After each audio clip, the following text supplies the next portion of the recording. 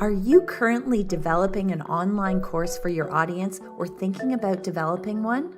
Well, stop before you go any further. Have you created a learner persona yet?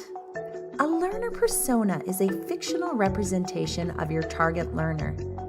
It's not a reflection of a single person, but rather a combination of people in your target audience, and helps you to connect more deeply with the types of people you are designing for.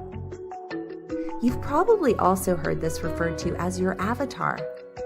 The purpose of the learner persona is to understand the needs, motivations, preferences, and perceptions of your target learners. This helps you to put the learner and their goals at the center of your training and communication design.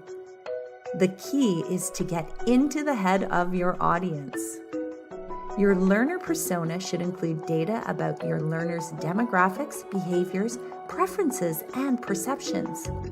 This information can be collected through a combination of assessments, surveys, and interviews. The more people you talk to before you build your course, the better equipped you will be to help your audience. Remember, we want to build courses that help our audience solve real-life problems. And we want to present the information in a way that motivates our audience to take action.